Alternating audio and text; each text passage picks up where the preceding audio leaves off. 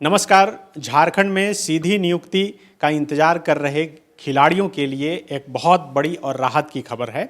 अब जितने भी खिलाड़ी बचे हुए हैं जिन्हें सीधी नियुक्ति पत्र मिलना था, अब उन्हें मंगलवार 3 अगस्त को सीधी नियुक्ति पत्र मिल जाएगी। सरकार ने इसकी तैयारी पूरी कर ली है और झारखंड सरकार की तरफ से यह सूचना भी दी गई है। कौन कौन खिलाड़ी को नियुक्ति पत्र दिया जाएगा, इसमें कौन कौन खिलाड़ी शामिल हैं और कौन फिर से छूट गए, यह भी जानकारी हम इस वीडियो में आपको देंगे।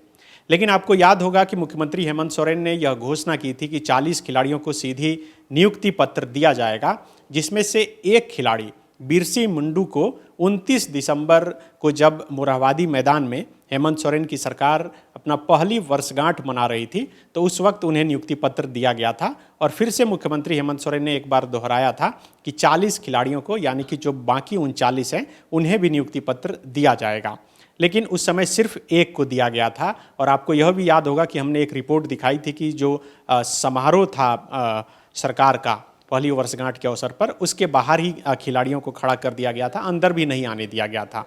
उसके बाद 17 मार्च 2021 को 27 खिलाड़ियों को फिर नियुक्ति पत्र दिया गया। रांची के धुरुआ स्थित प्रोजेक्ट मंत्रालय में एक भव्य कार्यक्रम आयोजित हुआ था और उसमें उन 27 खिलाड़ियों को सीधी नियुक्ति पत्र सौंपा गया था। यानी कि 27 और 1 28 खिलाड़ियों को अब तक नियुक्ति पत्र मिल चुका है।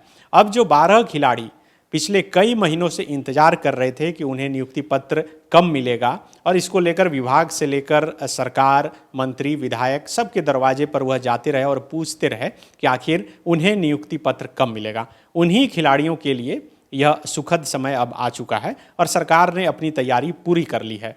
लेकिन इसमें से अभी भी 2 खिलाड़ी ऐसे हैं 12 में, उन्हें नियुक्ति पत्र नहीं मिलने जा रहा है। और एक खिलाड़ी ने स्वेच्छा से कह दिया है कि वह नौकरी नहीं करना चाहती, क्योंकि वह स्पोर्ट्स अथॉरिटी ऑफ इंडिया में कोच हैं आर्चरी की, और उनका नाम है रीना कुमारी।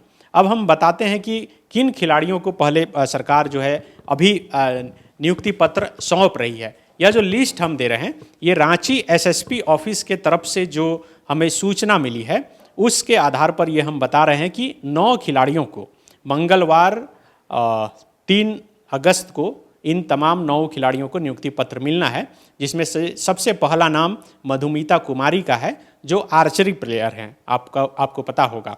इसके अलावे एक नाम है रितेश आनंद।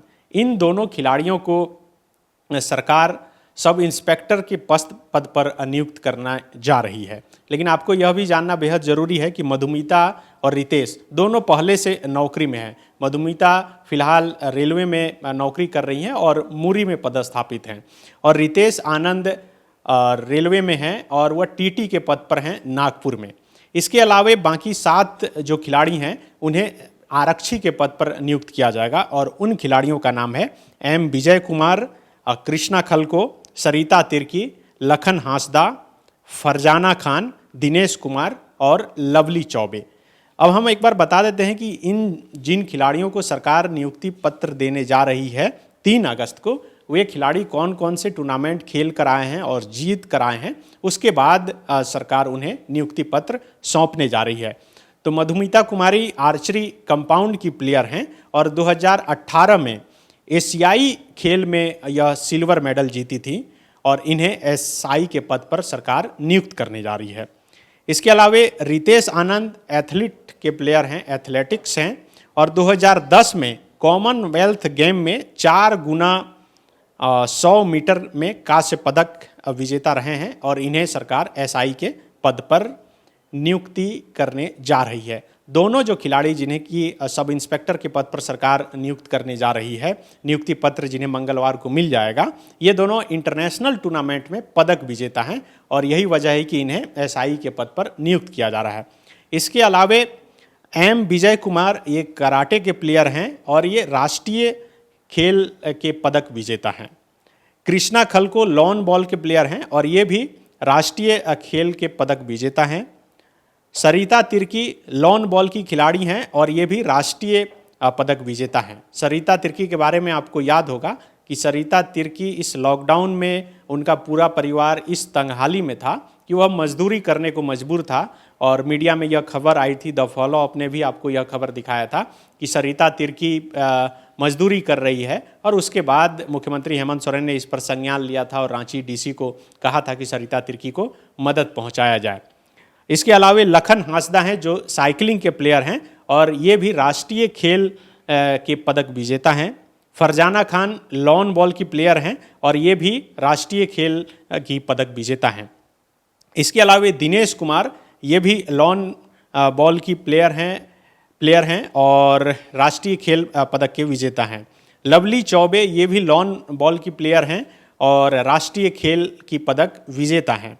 अब सवाल है कि जब 40 खिलाड़ियों की घोषणा मुख्यमंत्री हेमंत सोरेन ने की थी कि नियुक्ति पत्र उन्हें दिया जाएगा और जिसमें से कि 28 को दे दिया गया है, तो फिलहाल 9 को ही क्यों दिया जा रहा है? यानी कि 3 जो बचे उन खिलाड़ियों को नियुक्ति पत्र मंगलवार यानी कि 3 अगस्त को क्यों नहीं दिया जा रहा है? जो लिस्ट हमारे पास है उसके आधार पर तो ये भी जानकारी हम दे दें कि देखिए इसमें 2 खिलाड़ी, एक विप्लव कुमार झा जिन्हें की नियुक्ति पत्र मंगलवार 3 अगस्त को नहीं मिलने जा रहा है अभी तक की जानकारी के अनुसार। अगर इस बीच सरकार सुधार कर लेती है, जो कमेटी है उसमें ये बात पहुंच जाती है, तब उनका नाम इसमें शामिल हो सकता है।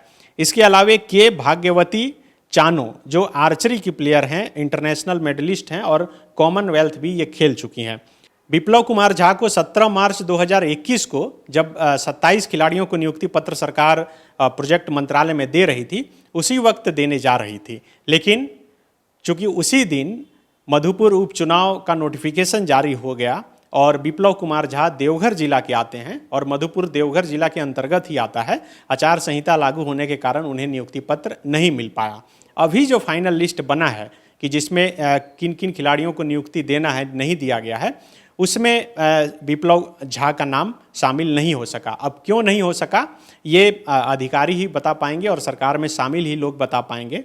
अब हो सकता है कि मंगलवार से पहले अगर उसमें कुछ सुधार किया जाए तो विप्लव कुमार झा का भी नाम इसमें शामिल हो सकता है। एक और नाम जिन्हें 3 अगस्त को नियुक्ति पत्र नहीं मिल पाएगा और वो नाम है के भाग्यवती चानो।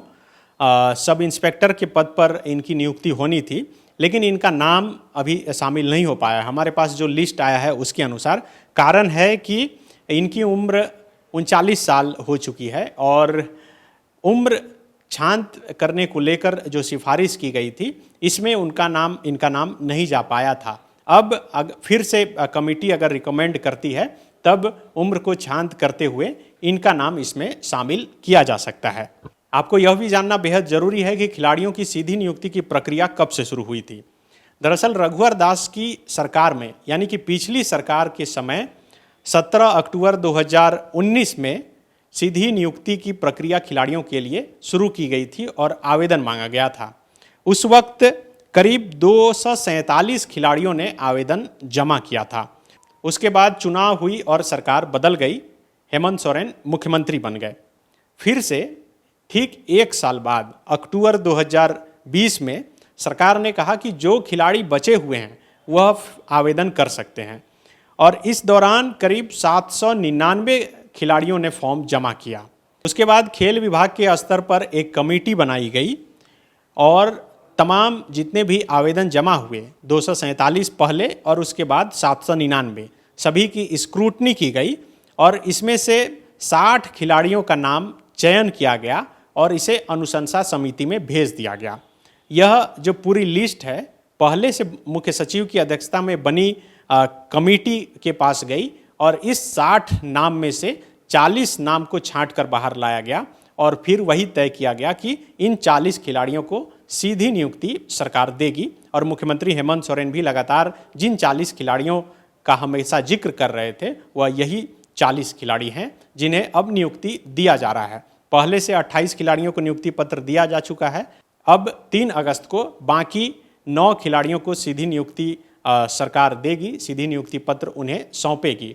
अब फिर भी 2 खिलाड़ी बच रहे हैं। विवेकानंद विद्या मंदिर स्कूल एक CBSE affiliated English medium coed school है। हम शिक्षा के साथ संस्कार देते हैं। The followup.in.